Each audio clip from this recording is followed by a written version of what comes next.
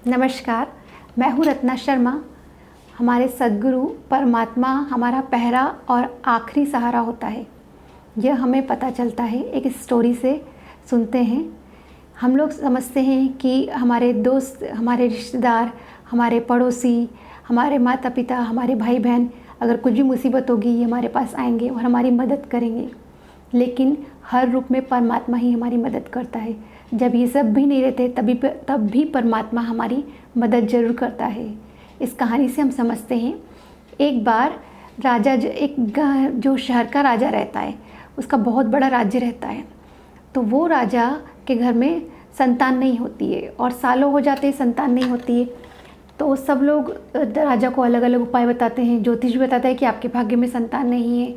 लेकिन फिर एक बहुत बड़े ज्योतिष आते हैं और वो कहते हैं कि अगर राजा किसी बच्चे की बलि दे दे तो इनके राज्य में जो है नया राजा आ सकता है या राजा के घर संतान हो सकती है।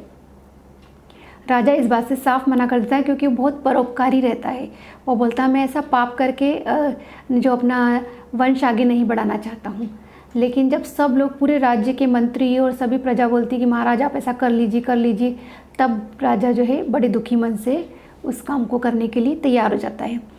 राजा अपने सभी मंत्रियों के द्वारा पूरे राज्य में संदेशा भिजवाते हैं कि हमारे राज्य में जो भी माता पिता अपने बच्चे की बलि देना चाहते हैं वो आकर राजा से मिले और इस काम के लिए राजा उन्हें बहुत सारे सोने के सिक्के और बहुत सारी धन संपदा देंगे। सभी लोग सुनते हैं। इसमें से एक जो रहते हैं माता पिता जिनके बहुत सारे संतान रहती है, उनके 6 बच्चे रहते हैं, उनमें से वो माता पिता तैयार हो जाते हैं कि हमारा जो सबसे छोटा बच्चा है हम इसको बलि के लिए दे देते हैं, क्योंकि ये कुछ काम तो ज़्यादा करता नहीं है, केवल पूरे समय भगवान का नाम ही लेते रहता है और हर दिन भगवान को याद करता है, तो इसको हम राजा को दे देते हैं क्योंकि ये हमको नहीं लगता कि आगे भी कुछ हमारा काम आएगा। तो वो दोनों माता पिता तैयार हो जाते हैं क्योंकि उनको बदले में बहुत सारे सोने के सिक्के और बहुत सारी धन संपदा मिलने वाली रहती है। अब वो जाते हैं राजा के पास।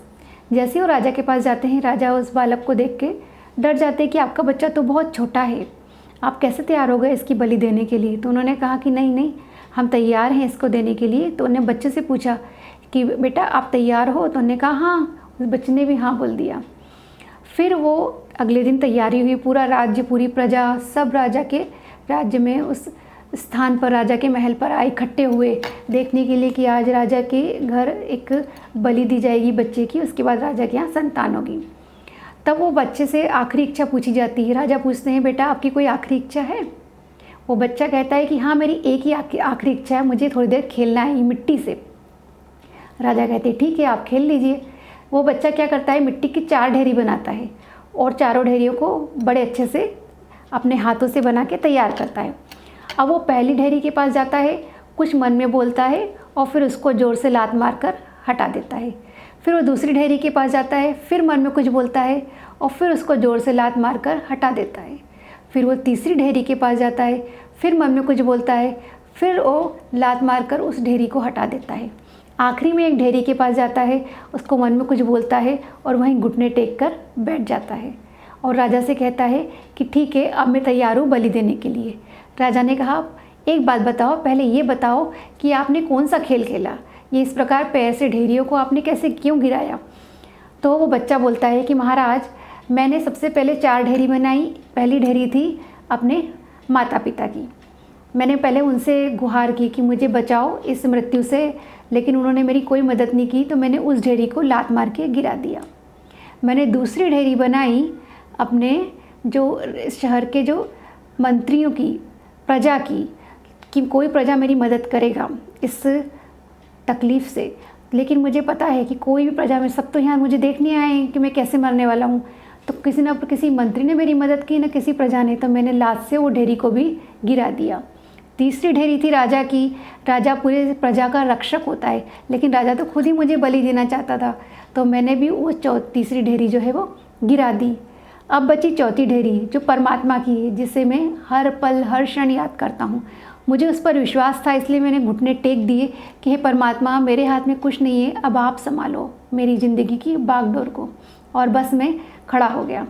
तो राजा ने जब उस बालक की, इतने नन्हे से बालक की इतनी बड़ी बात सुनी तो राजा आश्चर्यचकित हो गए और उन्होंने उस बच्चे को गले से लगा लिया और यह निर्णय लिया कि इस बच्चे को अब बलि नहीं दी जाएगी, मैं इसे अपने दत्तक पुत्र संतान रूप में स्वीकार करता हूँ और अब ये मेरा वंशज और वारिस होगा।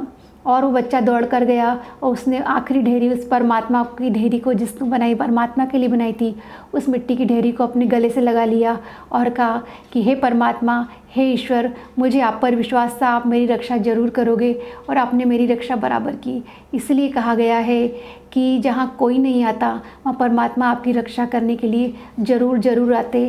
पहला और आपका आखिरी सहारा आपका परमात्मा ही होता है। इसलिए परमात्मा पर विश्वास रखें, उससे प्यार करें, क्योंकि वो भी आपसे बहुत प्यार करता है। धन्यवाद।